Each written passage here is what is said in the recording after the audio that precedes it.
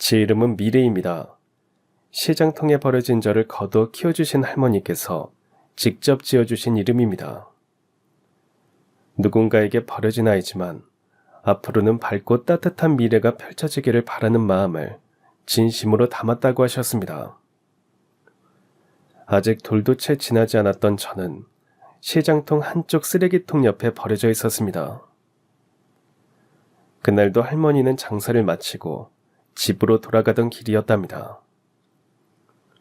골목 어귀를 지나는데 어디선가 갸냘픈 울음소리가 들려왔고 가까이 다가가 보니 쓰레기통 옆에 작은 아기 하나가 지쳐 울지도 못한 채 버려져 있었다고 합니다.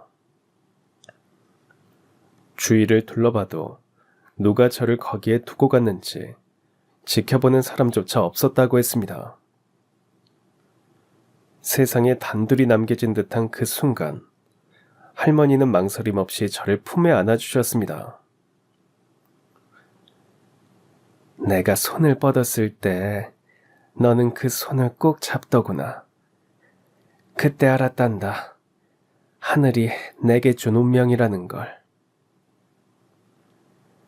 하지만 시장의 상인들 대부분이 할머니를 말렸다고 합니다.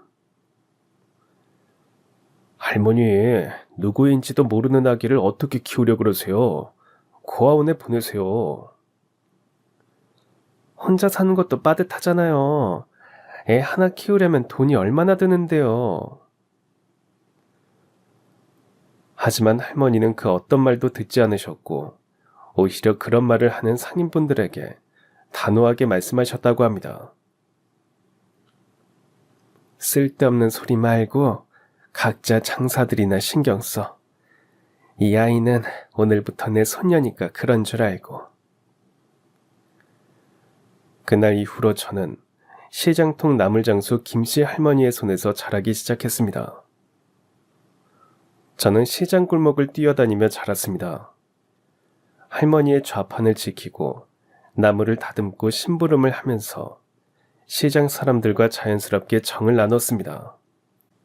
처음에는 못마땅하게 여기던 시장 상인들도 어느새 저를 친손주처럼 아껴주셨습니다. 미래야, 오늘 고등어 싱싱한 거 들어왔다. 할머니 드려라. 아유, 우리 미래 찹쌀떡 맛 좀 봐라. 달큰하고 쫀득한 게 얼마나 맛있는지 몰라. 아우, 춥다. 귤 몇 개 챙겨가. 감기 걸리면 안 돼. 떡집 할머니는 늘 말씀하셨습니다. 김씨 할머니가 미래를 안 키웠으면 어쩔 뻔했냐. 우리 시장 복덩이야. 시장은 제게 놀이터였고 학교였으며 또 하나의 가족이었습니다. 시장 사람들 모두가 제 부모 같고 형제 같았습니다. 하지만 살림살이는 늘 빠듯했습니다. 할머니 혼자서도 벅찬 살림에 저라는 식구가 하나 더 늘었으니 힘겨운 건 당연한 일이었습니다. 15평도 채 안 되는 작은 월세방. 그 좁은 방 한구석에서 할머니는 새벽마다 일어나 나무를 다듬으셨습니다. 할머니, 나도 할래. 그런 할머니가 고마워 졸린 눈을 비비며 저도 옆에서 거들곤 했습니다. 그러면 할머니는 굳은 손으로 제 손을 토닥이며 웃으셨습니다. 아이고, 우리 강아지 손 다 상하겠다. 그냥 옆에서 이쁘게 있어. 하지만 저는 할머니 곁을 떠나지 않았습니다. 작은 손으로 나물 한 줌을 어설프게 다듬다 엉망으로 만들어 놓으면 할머니는 껄껄 웃으시며 조용히 다시 손질하셨습니다. 비가 오나 눈이 오나 단 하루도 빠지지 않고 할머니는 시장 좌판을 펼쳤고 그 옆에는 언제나 작은 나물꾸러미를 껴안고 있는 제가 있었습니다. 그렇게 고단한 날들이 이어졌지만 할머니는 단 한 번도 저를 키운 것을 후회한다는 말씀을 하신 적이 없었습니다. 오히려 손수지은 따끈한 밥 한 공기, 굳은 손으로 다듬은 나물 한 줌을 제 앞에 내밀며 말씀하셨습니다. 우리 강아지는 세상에서 제일 귀한 복덩이다. 하지만 철모르던 어린 시절, 저는 할머니의 속을 크게 썩히기도 했습니다. 할머니, 나는 왜 다른 애들처럼 엄마 아빠가 없어? 그때는 제가 버려진 아이라는 걸 몰랐을 때라서 제가 한 번씩 이런 질문을 할 때면 할머니는 제 손을 꼭 잡아주시며 답하셨습니다. 세상에는 참 많은 사연들이 있단다. 네 엄마 아빠도 어쩔 수 없는 사정이 있었을 거야. 하지만 미래야, 그 덕에 너와 내가 만났잖니. 할미에겐 그게 정말 큰 축복이었단다. 그러던 어느 날이었습니다. 할머니 심부름으로 떡집에 들렀다가 깜빡하고 빠뜨린 물건이 생각나 다시 발걸음을 돌리던 길이었습니다. 그때 떡집 앞에 모여있던 상인 어른들의 대화가 우연히 들려왔습니다. 미래 저희가 착하게 잘 컸기에 망정이지. 안 그랬으면 김씨 할머니 고생 많이 했을 거야. 그러게 말이에요. 진짜 대단해요. 버려진 애를 데려다 저렇게 키워내고. 처음 듣는 이야기였습니다. 순간 심장이 쿵 하고 내려앉는 소리가 귀 안에서 울리는 것 같았습니다. 손에 들고 있던 봉지가 바닥에 떨어지는 것도 몰랐습니다. 아무것도 묻지 못한 채 저는 그대로 집을 향해 달려갔습니다. 숨이 턱끝까지 차오른 채 문을 열고 들어가 나무를 다듬고 있던 할머니를 바라보며 다급하게 물었습니다. 할머니, 나 버려진 아기였어? 할머니는 고개를 떨군 채 한참이나 아무 말도 하지 못하셨습니다. 그 긴 침묵이 어린 제게는 어떤 대답보다 더 큰 충격이었습니다. 가슴이 쿵 내려앉고 눈물이 왈칵 터져버렸습니다. 거짓말이지. 진짜 아니지. 나 할머니 친손녀 맞지? 할머니는 떨리는 목소리로 제 이름을 불렀습니다. 아휴, 미래야. 대답을 못하는 할머니를 보며 제가 버려진 아이가 맞다는 것을 확인한 저는 그 길로 울면서 집을 뛰쳐나갔습니다. 비가 오기 시작한 골목을 헤매며 저는 아무데나 쪼그리고 앉아 울었습니다. 하늘도 세상도 모두 저를 버린 것만 같았습니다. 얼마나 울었을까요? 젖은 발소리 사이로 거칠게 숨을 몰아쉬는 소리가 들렸습니다.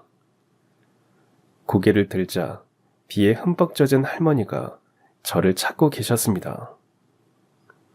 손에는 우산조차 들지 않은 채였습니다. 할머니는 저를 발견하자마자 망설임 없이 안아주셨습니다. 젖은 제 몸을 품에 꼭 끌어안고 떨리는 목소리로 말씀하셨습니다. 아가, 나는 단 한 번도 너를 내 손녀가 아니라고 생각해 본 적이 없다. 이렇게 비 오는 날 너를 내 품에 안은 그 순간부터 너는 이 김순자 손녀 김미래였어. 그 한마디에 저는 와르르 무너져 할머니 품에 얼굴을 묻고 엉엉 울었습니다. 비에 젖은 할머니의 품은 따뜻했고 세상 어떤 것보다도 안전했습니다. 그날 어린 제 마음속 깊은 곳에 조용히 뿌리가 내려졌습니다. 나는 버려진 아이가 아니라 사랑받은 아이야.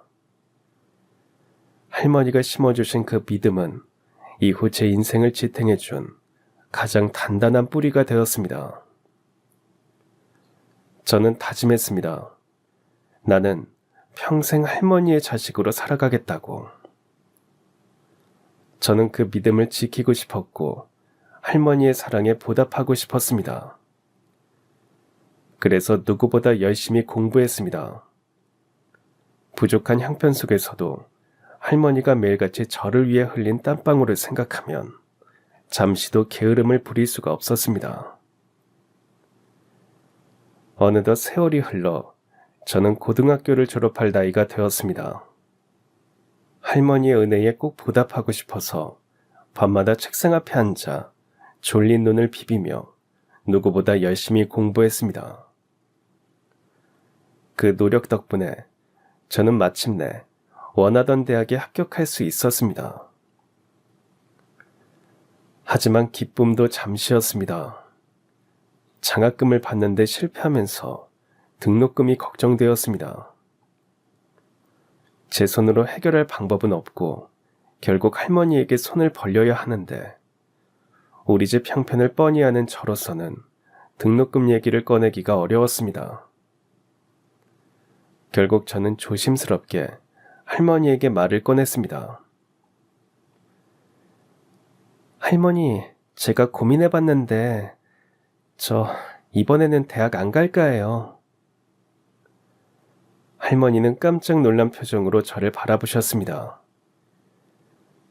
그게 무슨 소리야? 대학 가겠다고 그렇게 밤새워가며 공부했잖니. 저는 억지로 웃으며 할머니를 안심시키려 했습니다.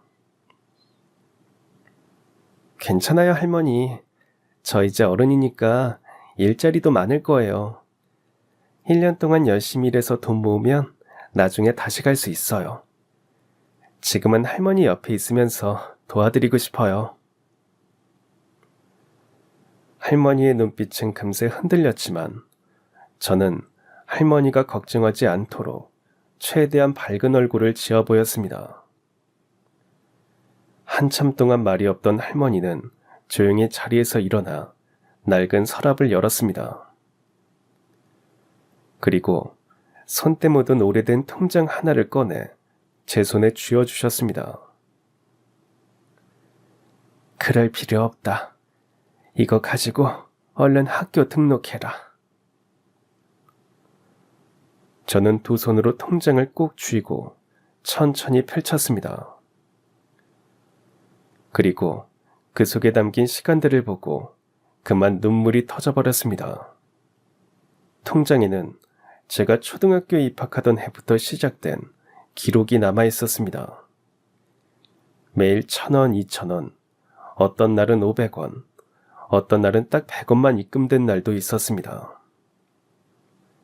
할머니는 그렇게 비 오고 눈 오는 날에도 시장에 나가 좌판을 펼치고 남을 한 줌 팔아 남은 그 얼마를 하루하루 모아오셨던 것입니다. 제 등록금을, 제 미래를 위해. 할머니, 제가 이 돈을 어떻게 써요? 할미가 너 주려고 모은 돈인데 네가 써야지. 그럼 누가 써? 저 키워주신 것만으로도 감사한데 저한테 왜 이렇게까지 잘해주시는 거예요? 할머니는 주름진 손으로 제 머리를 쓰다듬으며 웃으셨습니다. 20년 전에 할미 손을 잡은 순간 너는 내 손녀가 됐어. 내 손녀 내가 잘해주지. 그럼 누가 잘해주겠냐? 저는 통장을 가슴에 끌어안고 할머니 품에 얼굴을 묻었습니다.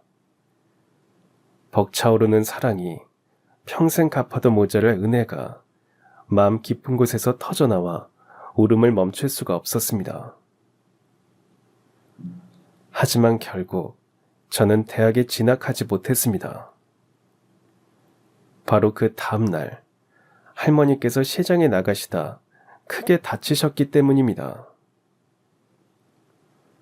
그날은 아침부터 비가 추적추적 내렸습니다. 할머니는 언제나처럼 낡은 비닐 우산을 들고 작은 리어카를 끌고 시장으로 나가셨습니다. 원래는 항상 제가 함께 갔는데 할머니께서 주신 통장으로 대학 등록금을 내려가야 해서 함께 가지 못했습니다. 오늘은 비도 오는데 좀 쉬시지. 하루 쉬면 얼마가 손해인데 쉬라고 그래. 할미 걱정 말고 등록금 잘 내고 와. 제 만류에도 불구하고 할머니는 기어이 그날도 나무를 팔러 가셨고, 제가 막 대학에 도착했을 때 마을 약국 주인에게서 전화가 걸려왔습니다. 미래야, 큰일 났다. 할머니가 시장 계단에서 넘어지셔서 수술을 해야 한대. 보호자가 있어야 한다는데 네가 빨리 와야 할 것 같아. 저는 심장이 멎는 듯한 충격에 손에 들고 있던 우산을 떨어뜨리고 비를 뚫고 병원으로 달려갔습니다. 깊게 골절된 다리, 창백하게 누워 계신 할머니, 수술이 필요하다는 의사의 설명. 그 모습을 본 순간 제 안에서 무언가 뚝 끊어졌습니다. 다행히 빨리 병원에 갔고 수술도 무사히 끝났지만 저는 고민 끝에 할머니에게 대학에 가지 않겠다고 말씀드렸습니다. 그게 무슨 소리야. 대학을 왜 안 가? 그거 가겠다고 밤새 코피까지 흘려가면서 공부해놓고. 할미 수술하면 괜찮대. 할미는 괜찮으니 걱정 말고 대학에 가. 아니, 그 돈으로 할머니 수술하고 치료할 거야. 그리고 돈은 내가 벌면 돼. 할머니는 앙상하게 마른 손으로 제 손을 꼭 붙잡고 대학에 안 가겠다는 저를 설득하셨습니다. 하지만 저는 차오르는 눈물을 억지로 삼키며 고개를 저었습니다. 할머니가 나를 키워준 것처럼 이제는 내가 할머니를 지켜드릴게. 저는 할머니가 모아두신 대학 등록금으로 할머니 수술을 진행했습니다. 그리고 거동이 불편해진 할머니를 조심조심 요양원으로 모셨습니다. 물론 마음 한편은 미어졌습니다. 할머니를 집에 모시고 싶다. 할머니와 함께 지내고 싶다. 그런 생각이 간절했지만 저희가 가진 현실은 녹록치 않았습니다. 살아가려면 돈을 벌어야 했습니다. 요양원비도, 할머니 치료비도, 생활비도 필요했습니다. 하루라도 빨리 어른이 되어야 했습니다. 그래야 할머니를 지킬 수 있었습니다. 그래서 저는 할머니를 따뜻하게 돌봐줄 요양원을 찾고 그곳에 모신 뒤 외곽에 있는 기숙사가 있는 작은 공장에 취직했습니다. 차가운 기숙사 방 한켠, 밤마다 누워 천장을 바라보며 스스로에게 다짐했습니다. 다 괜찮아. 나는 할머니가 있어. 할머니를 위해서라면 뭐든 할 수 있어. 그렇게 저는 가슴에 할머니를 품은 채 어린 마음에 세상을 향해 나아가기 시작했습니다. 하지만 공장 생활은 생각했던 것보다 훨씬 더 고되고 냉정했습니다. 특히 공장 사장은 유독 저를 눈엣 가시처럼 여겼습니다. 다른 직원들은 둘이 나눠 하는 일을 저 혼자서 감당하게 하는 일은 예산일이었습니다. 사소한 실수 하나에도 사장은 거칠고 모욕적인 말을 쏟아냈습니다. 야, 이런 실수를 하면 어떡해? 부모가 없어서 그런가? 기본이 안 되어 있잖아. 이런 식이면 우리 공장에 못 있어. 그 말에 주변 동료들은 눈을 피했지만 아무도 사장을 말리는 사람은 없었습니다. 심지어 제 실수가 아닌 일까지 저에게 떠넘겼습니다. 이 불량 난 것들 다 어떻게 할 거야? 이 불량 때문에 거래 끊기면 미래 네가 다 책임질 거야? 억울해도 변명할 수 없었습니다. 그 어떤 항변도 이곳에서는 통하지 않았으니까요. 울컥한 마음에 당장이라도 뛰쳐나가고 싶었지만 저는 꼭 참았습니다. 할머니를 위해서 할머니의 요양원비를 꼭 마련해야 했으니까요. 차별은 일상이었습니다. 무거운 짐을 옮길 때면 다른 직원들은 둘씩 짝을 지었지만 저는 늘 혼자였습니다. 한쪽 어깨가 끊어질 듯 아파도 누구도 짐을 나눠들자고 말해주지 않았습니다. 점심시간에도 쉬는 시간에도 동료들은 교묘히 저를 피해갔습니다. 식당에서도 구석자리에 저만 따로 앉아야 했고 쉬는 시간에 모여 웃고 떠드는 무리 속에 저는 끼지 못했습니다. 어떤 날은 사장이 대놓고 말했습니다. 다른 사람들은 그만 쉬고 미래 너는 창고 정리하고 와. 동료들은 그 말을 듣고도 아무 말 없이 몸을 돌렸습니다. 불쌍하다는 눈빛을 보내는 이도 있었지만 누구도 저를 위해 한마디 해주지 않았습니다. 모두가 사장의 눈치를 보고 있었기 때문입니다. 그날도 저는 창고 한쪽 구석에서 무거운 상자들을 끙끙대며 옮기고 있었습니다. 손바닥은 까지고 숨은 가빠졌습니다. 몸은 땀과 먼지로 엉망이었고 서러움이 쌓여 목구멍 끝까지 차올랐습니다. 아무도 없는 창고 구석. 거기서 저는 아무 소리 없이 눈물을 삼켰습니다. 힘들어도 참자. 조금만 더 참자. 할머니가 나를 믿고 계시잖아. 머릿속에는 늘 시장 한복판에서 나무를 다듬으며 웃던 할머니 모습이 떠올랐습니다. 비바람 몰아치던 날에도 아가야 괜찮다며 저를 꼭 안아주던 그 따뜻한 품. 나는 버려진 아이가 아니라 할머니가 품어준 소중한 사람이었으니까. 그렇게 저는 조금씩 눈물을 삼키고 숨을 고르며 다시 일어섰습니다. 다리는 떨렸지만 다시 상자를 들고 앞으로 걸어 나갔습니다. 할머니를 위해서, 그리고 제 자신을 위해서. 매주 토요일이면 저는 요양원으로 할머니를 만나러 갔습니다. 그 시간이 있었기에 저는 일주일을 버틸 수 있었습니다. 요양원 창가에 앉아 저를 기다리고 계시는 할머니 모습을 떠올리면 어떤 고단함도 견딜 수 있었습니다.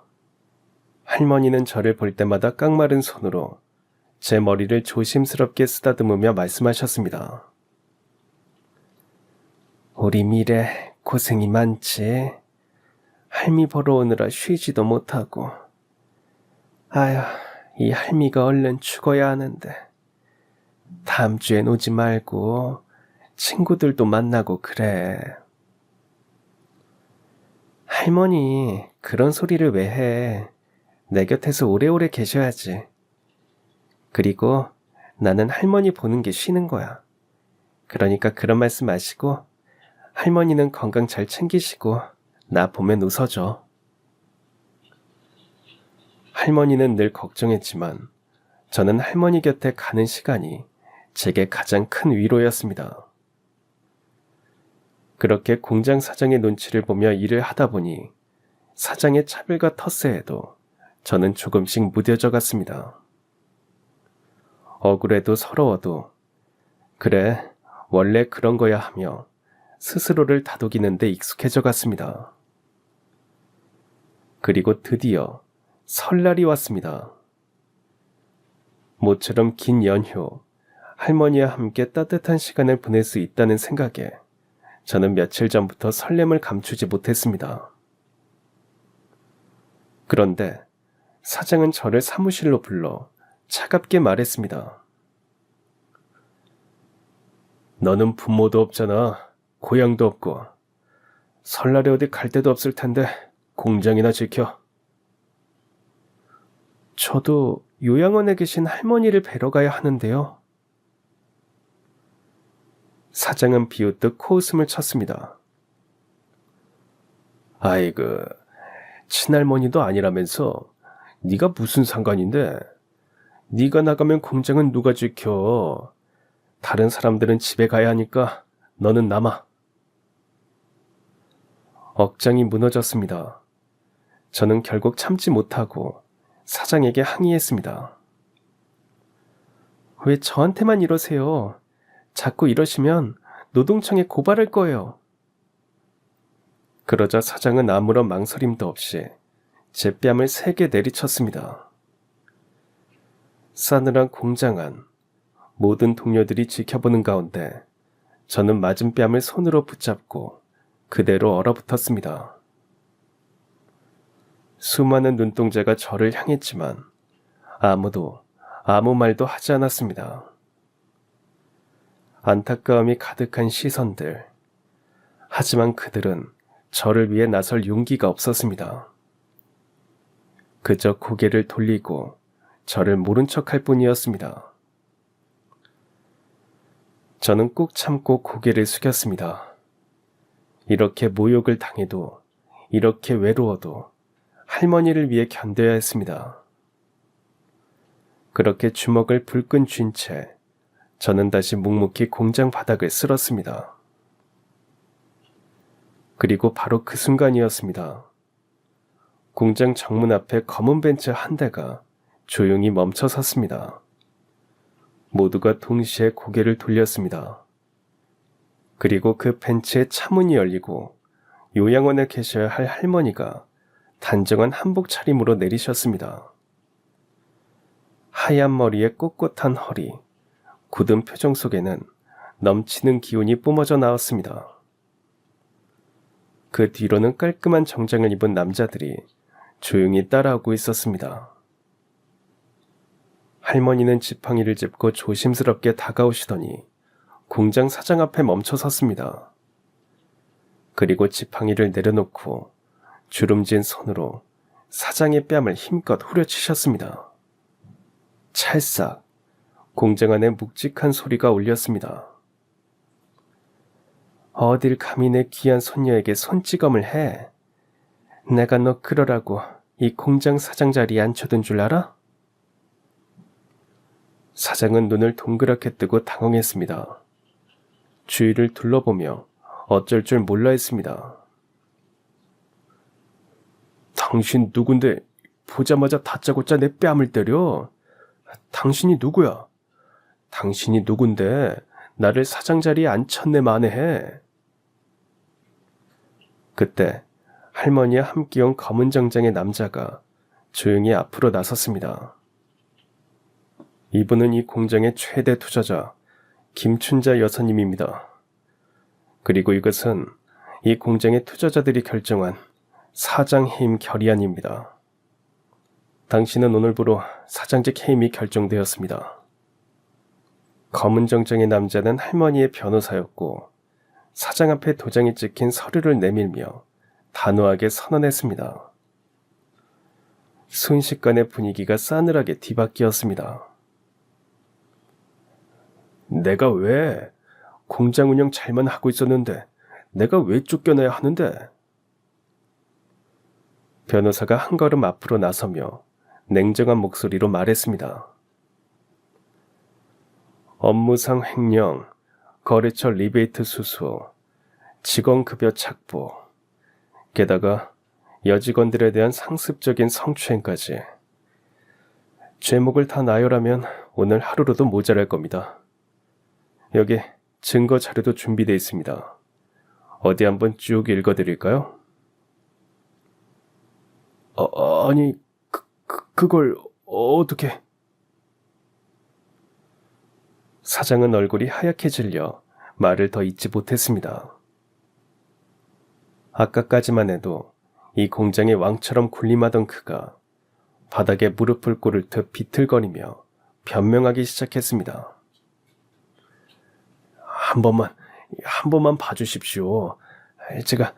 제가 다 설명할 수 있습니다. 오해입니다, 오해. 하지만 할머니는 그를 차가운 눈빛으로 내려다보며 단호하게 말씀하셨습니다. 가진 힘으로 약한 사람을 짓밟는 인간은 내 사업에 발붙일 자격이 없다. 이 사람 내 눈앞에서 당장 치워. 할머니는 비서로 보이는 사람에게 지시하셨고 그들이 사장을 양쪽에서 붙들고 공장 밖으로 끌어냈습니다. 사장은 발버둥을 쳤지만 소용없었습니다. 질질 끌려나가는 사장의 뒷모습을 모든 직원들이 무표정하게 바라봤습니다. 누구 하나 아쉬워하는 사람은 없었습니다. 저는 여전히 얼어붙은 채 서 있었습니다. 나물장수였던 할머니, 늘 작은 좌판에서 나물을 팔던 할머니, 그 할머니가 이 거대한 공장의 투자자였다니. 그제야 퍼즐 조각처럼 기억들이 떠올랐습니다. 왜 시장 상인들이 허름한 옷을 입은 할머니에게 깍듯이 인사를 했는지, 왜 가끔 양복 입은 남자들이 할머니를 찾아와 조용히 대화를 나누는지, 왜 늘 돈이 없어도 할머니가 무언가 당당했는지, 모든 수수께끼가 지금 이 순간 한 번에 풀렸습니다. 할머니는 저를 바라보며 다가오셨습니다. 이제 됐다. 우리 미래 걱정하지 마라. 할미가 다시 네 곁에 있으니. 할머니는 제 손을 꼭 잡고 따뜻하게 웃으셨습니다. 그 미소 하나에 꾹꾹 눌러 참았던 눈물이 한순간에 터져버렸습니다. 세상에서 가장 소중한 내 편이 곁에 와줬다는 안도의 눈물이었습니다. 검은 벤츠 안, 차 안은 고요했지만 할머니가 곁에 있다는 것만으로 마음이 놓였습니다. 잠시 후 할머니가 조심스럽게 입을 열었습니다. 미래야, 할머니가 너를 속였구나. 그동안 다 숨기고 살아왔어. 우리 친정은 그 지역에서도 손꼽히는 유지였단다. 집안과 비슷한 수준의 부유한 집안으로 시집을 갔지. 돈도 많았고 배운 것도 많았지만 내 사람 하나 제대로 지키지 못했어. 할머니의 목소리가 가늘게 떨렸습니다. 남편은 바람이 나서 집을 나갔고 믿었던 자식들도 결국 제 아버지 편에 서더구나. 가족들에게 배신당하고 가진 것도 다 빼앗긴 채 쫓겨났단다. 저는 숨을 삼켰습니다. 할머니의 지난 삶이 안타까웠습니다. 그때 알았다. 돈도 명예도 결국 다 허망한 거라는 걸. 세상에 발붙일 곳도 없이 떠돌다 시장에 다다랐지. 거기 사람들은 가진 건 없었지만 사람 냄새가 났어. 그래서 그 틈에서 나도 나무를 팔며 살기로 했단다. 할머니는 작은 웃음을 지으며 말을 이었습니다. 다시는 누군가를 쉽게 믿었다가 상처받고 싶지 않아서 일부러 초라하게 살았어. 나를 돈으로 보는 사람들한테 또 속고 싶지 않았거든. 살다 보니 사는데 그렇게 많은 돈이 필요가 없다는 걸 깨달았지. 할머니의 지난 세월이 고스란히 전해졌습니다. 그러다 시장에서 가게 주인들에게 괴롭힘당하는 상인들을 보게 됐지. 그 사람들이 열심히 사는 모습이 안타까워서 하나둘 가게를 사들이기 시작했단다. 다 뺏기고 쫓겨났어도 친정집도 부유해서 물려받은 재산이 꽤 됐거든. 지금은 시장 가게의 70%가 내 소유야. 하지만 나는 여전히 나물장수였어. 그게 더 행복했거든. 할머니는 잠시 숨을 고르고 제 손을 다시 꼭 쥐었습니다. 그제야 왜 할머니가 시장 한켠에서 나물을 팔며 살아왔는지, 왜 가진 걸 모두 숨기고 계셨는지 모든 퍼즐이 맞춰졌습니다. 할머니는 다시 조용히 말을 이었습니다. 그러다 너를 만났단다. 쓰레기통 옆에 버려져 올 힘조차 없었던 너를. 그 작은 손이 살려달라고 내 손을 꼭 붙잡는데 그게 꼭 시장 바닥에서 살겠다고 버티던 내 모습 같더라. 그래서 나는 그 손을 놓을 수 없었단다. 할머니는 아주 작은 목소리로 덧붙였습니다. 미래야, 사실은 내가 너한테 살아갈 이유를 받았어. 너 없었으면 나도 이렇게 버텨내지 못했을 거다. 나는 자식들이 돈 때문에 망가지는 걸 봤어. 그래서 너는 그러지 않기를. 네가 나를 돈 때문이 아니라 진심으로 사랑해서 곁에 있는 건지 확인하고 싶었단다. 너를 힘들게 해서 정말 미안하구나. 이제 할미가 돌아왔으니 너는 네 꿈을 이뤄야 해. 가고 싶었던 대학에 가고 하고 싶은 걸 하고 세상 앞에 당당히 서려무나. 이 할미가 뒤에서 다 지원해 줄 테니까. 그 말에 또다시 눈물이 차올랐습니다. 할머니 손등에 제 눈물이 뚝뚝 떨어졌습니다. 하지만 이번엔 슬픔이 아니라 가슴 깊이 따뜻해지는 눈물이었습니다. 할머니, 그런 거 다 필요 없어요. 할머니가 이렇게 건강하게 제 곁에 계신 것만으로도 저는 충분해요. 할머니는 미소를 지으셨습니다. 그리고 떨리는 손으로 제 손등을 쓰다듬으며 말씀하셨습니다. 내가 가진 모든 것 다 네 거다. 하지만 그보다 더 귀한 건 네 꿈이야. 이 할미가 우리 미래가 대학도 가고 연애도 하고 마음껏 꿈을 펼치는 모습을 보고 싶어서 그래. 할머니는 단순히 재산을 물려주려고 했던 게 아니었습니다. 상처받지 않기 위해, 진심을 확인하기 위해, 그리고 저라는 사람을 온전히 믿고 싶었기 때문에 모든 걸 숨긴 채 살아오셨던 것이었습니다. 그제야 저는 할머니의 모든 삶을, 그 깊은 사랑을 고스란히 가슴에 받아들일 수 있었습니다. 그날 이후 할머니는 시장통 한 귀퉁이에 작은 국밥집을 열었습니다. 가게 이름은 미래국밥. 제 이름을 짓듯 할머니가 손수 지은 이름이었습니다. 할머니의 미래국밥은 특별했습니다. 손님을 돈으로 구분하지 않았습니다. 시장 사람들, 힘든 일꾼들, 배고파도 주머니에 돈 한 푼 없는 사람들까지 누구나 와서 따뜻한 국밥 한 그릇을 무료로 먹을 수 있었습니다.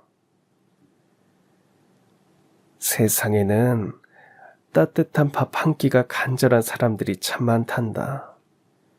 돈이 없어도 밥 한 끼쯤은 따뜻하게 먹어야지. 그 진심이 입소문을 타면서 미래국밥은 점점 유명해졌습니다. 시장을 찾는 사람들은 국밥집을 그냥 밥집이 아니라 마음까지 데워주는 곳이라 부르기 시작했습니다. 그리고 저는 다시 꿈을 향해 걷기 시작했습니다. 할머니의 응원과 사랑 덕분에 큰 부담 없이 대학에 입학할 수 있었습니다. 제가 선택한 전공은 사회복지학이었습니다. 어릴 적 시장 골목에서 나물 좌판 옆에서 그리고 요양원 창가 너머에서 꿈꿔왔던 일. 저처럼 아무도 손잡아주지 않는 아이들을 돕고 싶었습니다. 대학 수업이 없는 날이면 저는 미래국밥집으로 향했습니다. 커다란 국솥을 젓고 손님들에게 따뜻한 웃음을 건네는 할머니를 도왔습니다. 그곳에서 저는 할머니의 진짜 모습을 더 깊이 알게 되었습니다. 비록 큰 부자였지만 할머니는 단 한 번도 거드름을 피우지 않으셨습니다. 비싼 옷도 고급 차도 필요 없다며 늘 검소하게 소박하게 사셨습니다. 자신보다 남을 먼저 챙기고 주머니 사정 어려운 사람들에게는 국밥 대신 따뜻한 손까지 내밀었습니다. 그런 할머니의 모습은 책에서는 배울 수 없는 삶의 가르침이었습니다. 할머니는 저에게 돈보다 소중한 것, 지위보다 값진 것, 사람과 사람 사이의 온기를 알려주셨습니다. 그리고 저는 매일 다짐했습니다. 나도 할머니처럼 누군가에게 따뜻한 손을 내밀 수 있는 사람이 되자. 그렇게 할머니와 제가 함께 만든 작은 기적이 조용히 하지만 분명히 세상에 퍼져나가기 시작했습니다.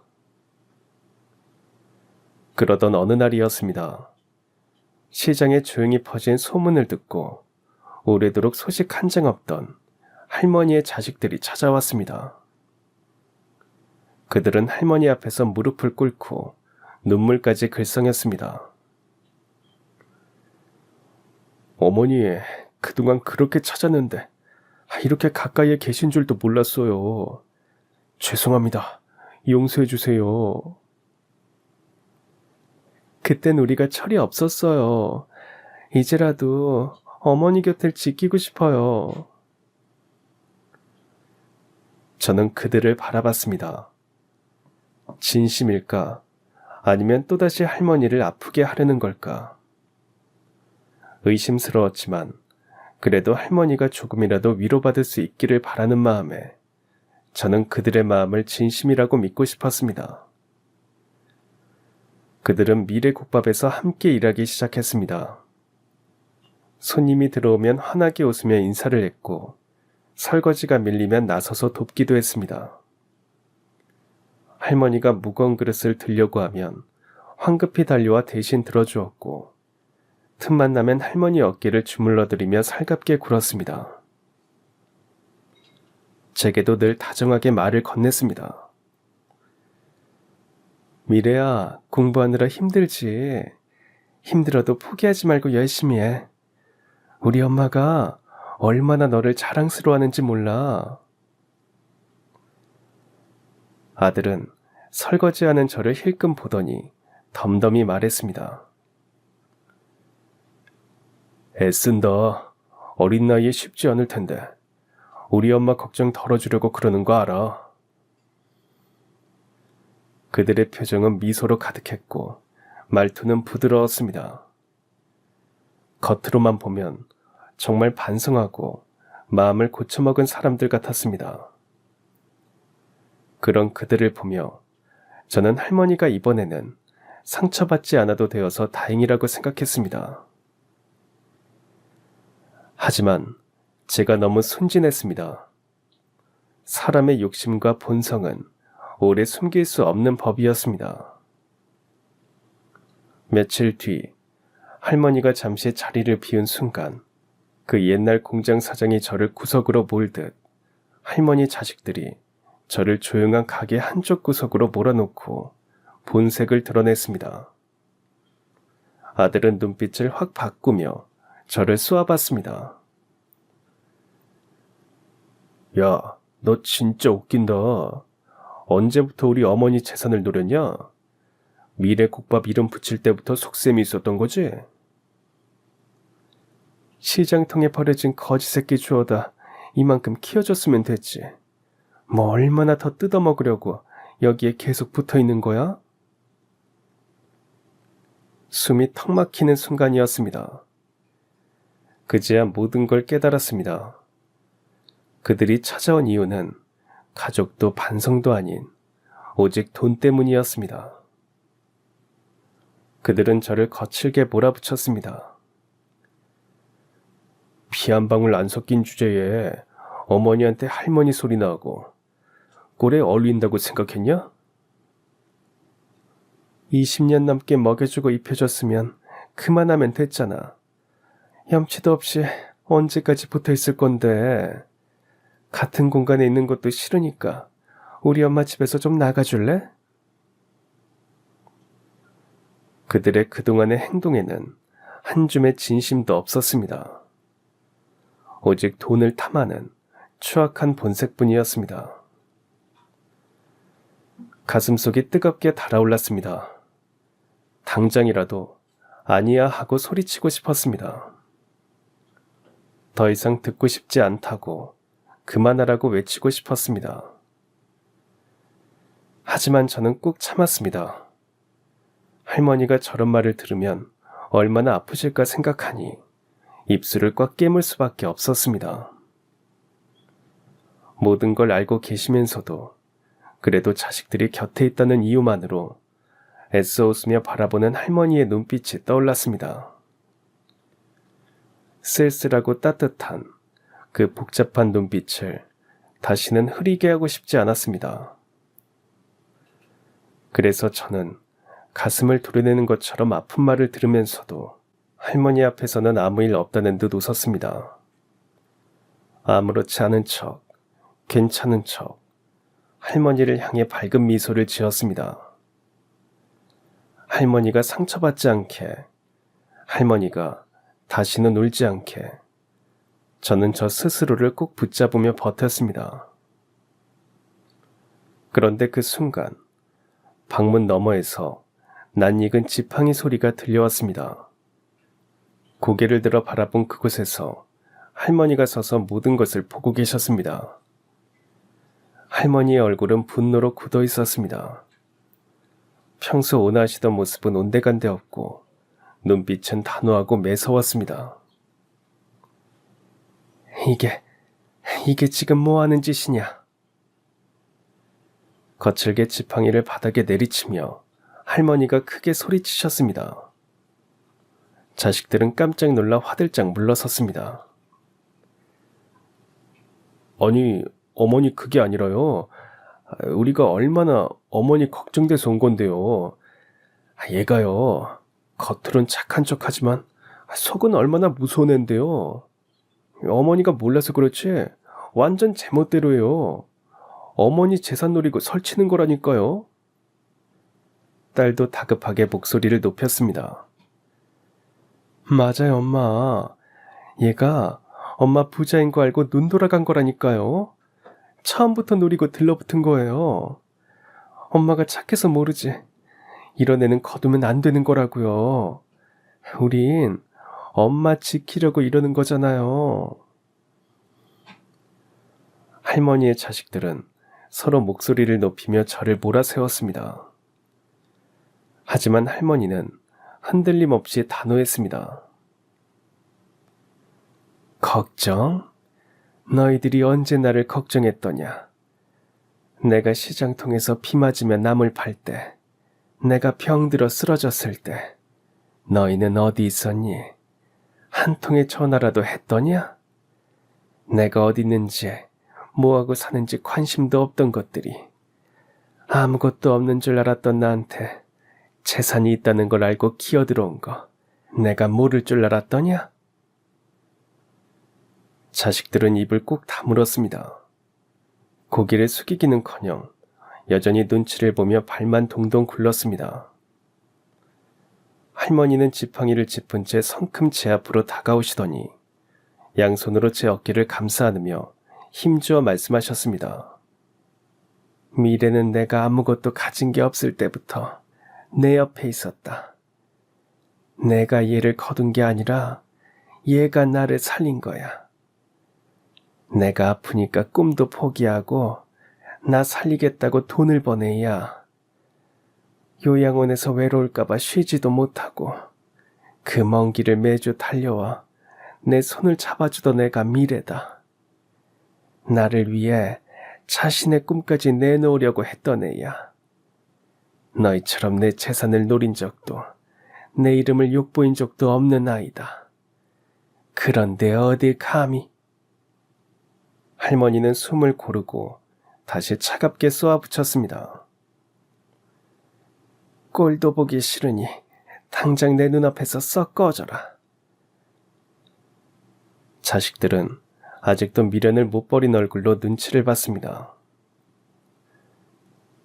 어머니, 지금은 감정이 좀 격해지신 것 같으니까 나중에 다시 얘기하죠. 엄마, 너무 화만 내지 말고 우리 입장도 좀 생각해줘요. 끝까지 구질구질하게 변명을 늘어놓던 그들은 할머니의 싸늘한 눈빛을 이기지 못하고 슬금슬금 뒷걸음질 치듯 가게를 빠져나갔습니다. 그리고 며칠 뒤 할머니는 저와 자식들을 다시 집으로 불렀습니다. 그 자리에는 변호사도 함께였습니다. 모두가 모인 가운데 할머니는 한참 동안 아무 말 없이 자식들을 바라보다 천천히 입을 열었습니다. 다들 내 재산에만 관심이 많더구나. 돈 때문에 니들끼리 싸우는 꼴이 보기 싫어서 모든 걸 버리고 시장통으로 나왔던 건데 이렇게 또 찾아와 내 눈앞에서 저런 짓을 하는 걸 보니 내가 그동안 헛살았구나 싶다. 할머니는 깊은 한숨을 내쉬고 지팡이를 짚은 채 천천히 일어섰습니다. 그리고 고개를 돌려 변호사에게 조용히 말을 건넸습니다. 그래서 이번 참에 모든 걸 깨끗이 정리했다. 김 변호사. 변호사는 고개를 숙여 인사한 뒤 준비해온 서류를 조심스럽게 꺼내들었습니다. 김순자 사장님께서는 금일 오전 본인 소유의 전 재산을 법적 절차에 따라 손녀 김미래 씨에게 전부 상속하는 계약을 완료하셨습니다. 해당 내용은 공증과 등기 이전 절차까지 모두 마친 상태입니다. 순간 자식들의 얼굴이 굳어졌습니다. 방금 전까지 눈물을 글썽이며 고개를 조아리던 표정은 어느새 일그러지고 뒤틀린 채 본색을 드러냈습니다. 미쳤어요, 어머니? 제정신이십니까?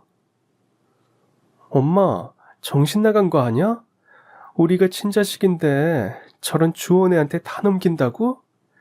우린 피부치야. 쟨 아무것도 아니라고. 그들은 고함을 지르며 할머니를 향해 모욕적인 말들을 쏟아냈습니다. 누구는 의자를 걷어차며 분노를 터뜨렸고 누구는 주먹을 불끈 쥐고 몸을 떨었습니다. 할머니는 조용히 지팡이를 내리치며 입을 열었습니다. 니들은 이미 오래전에 나를 정신나간 여편으로 만들 준비를 하고 있었지 않니? 고함을 지르던 자식들이 순간 움찔했습니다. 엄마, 그게 아니라 모를 줄 알았느냐? 요양원 의사가 전화가 왔더구나. 니들이 찾아와 내 정신이 온전치 않다는 서류를 써주면 돈을 주겠다고 했다고. 니들 눈에는 세상 모든 사람들이 너희처럼 돈에 눈이 먼 줄 알았겠지. 할머니의 목소리는 차갑고 단단했습니다.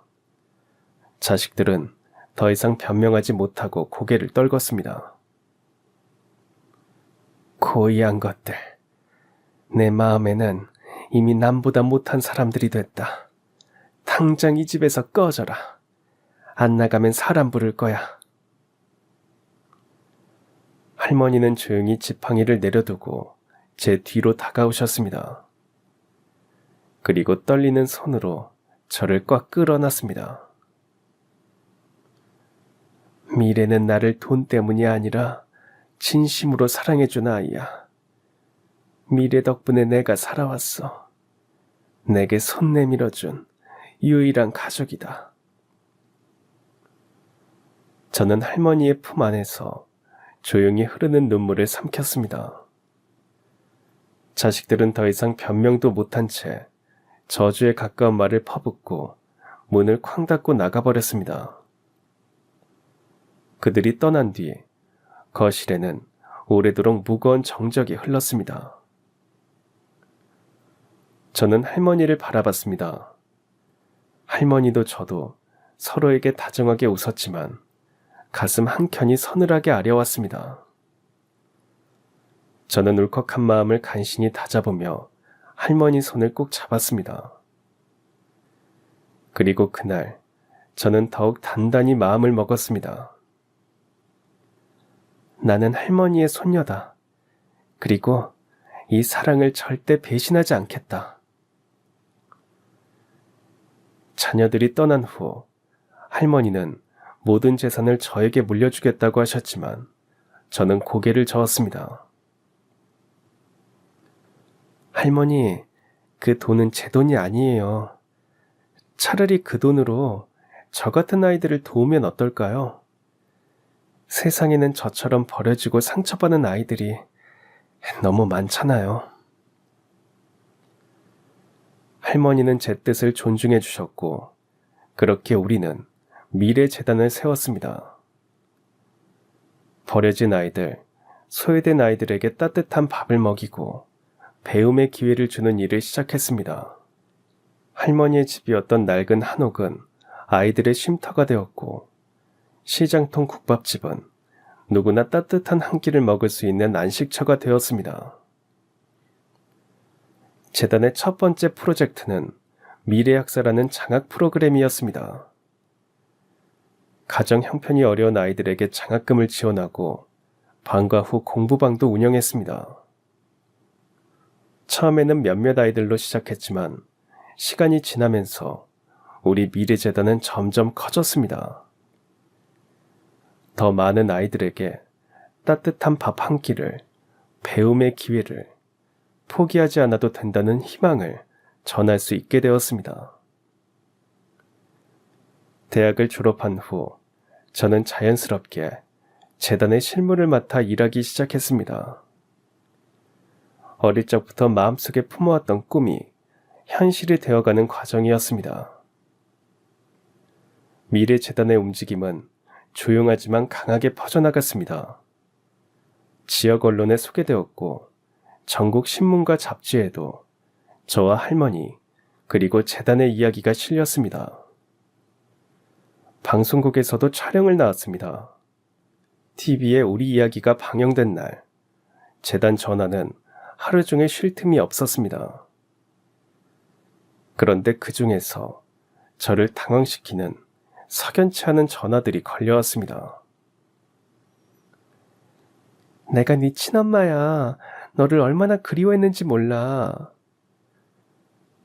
어쩔 수 없는 사정이 있었어. 너를 버릴 수밖에 없었단다. 지금이라도 널 만나서 다시 시작하고 싶구나. 방송을 보고 자신이 제 친어머니라고 주장하는 사람들이 하나둘씩 연락해오기 시작했습니다. 제가 시장통에 버려진 아이라는 사실, 할머니가 저를 거두어 키웠고 그 인연으로 미래재단을 세웠다는 이야기가 알려졌기 때문이었습니다. 처음에는 믿고 싶었습니다. 혹시 정말일까? 혹시 정말 내 어머니일까? 저는 조심스럽게 한 사람을 만났습니다.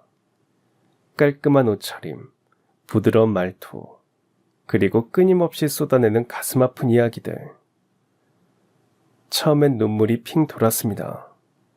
마치 오래된 퍼즐 한 조각이 맞춰지는 듯한 착각도 들었습니다.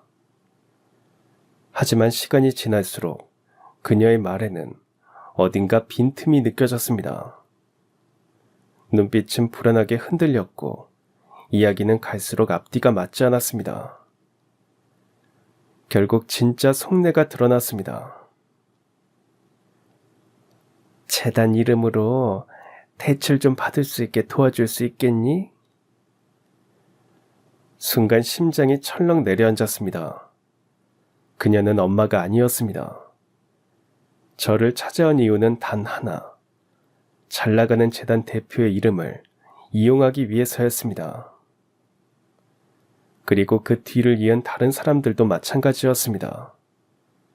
누구는 병원비가 필요하다며 돈을 요구했고, 누구는 사업자금을 빌려달라고 했습니다. 그들은 제 상처를 이용해 돈을 뜯어내려는 파렴치한 인간들이었습니다.